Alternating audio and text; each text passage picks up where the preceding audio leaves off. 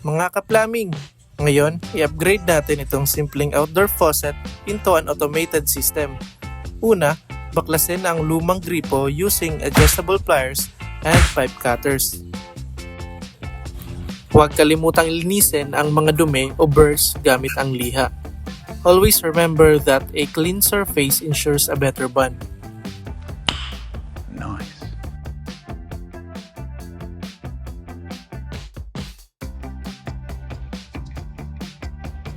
Gagamit tayo ng clear pipe para madaling makita kung may flow o bara. Cut it clean using a proper pipe cutter para hindi tabingi ang dugtungan. Yeah, boy.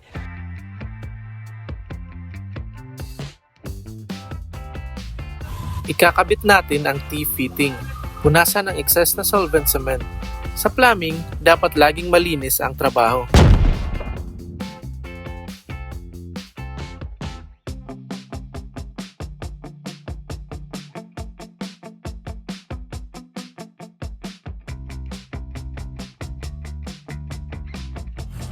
Importanteng step, ang air release valve. Ilalabas nito ang trapped air sa system para maiwasan ng airlock at water hammer na nakakasira ng pipes. Balutan ng thread seal tape ang ating adapter. Follow the direction of the thread para habang inihigpitan, lalong sumisikip ang seal.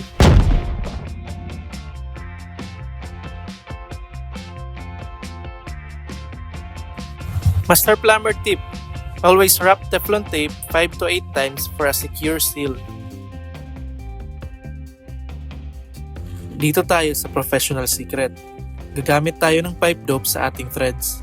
Marami ang nag-aakala na sapat na ang Teflon tape pero ang pipe joint compound ang nagsisilbing lubricant at secondary seal. Ngayon, ikakabit na natin ng ating float valve. Ito ang nagsisilbing automatic sensor natin. Pag puno na ang tubig, kusa nitong ititigil ang flow, kaya siguradong walang sayad o overspill.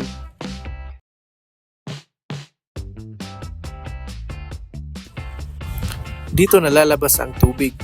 Gamit ang ating flexible hose, ikabit ang nozzle sa edge ng inyong timba o balde. Ito na ang moment of truth.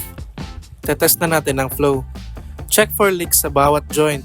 Pag walang tulo at diretso ang agos, syempre, Master Plumber approved na yan. Efficient, automated, at gawang Master Plumber. Follow for more plumbing tips and sustainable DIY projects.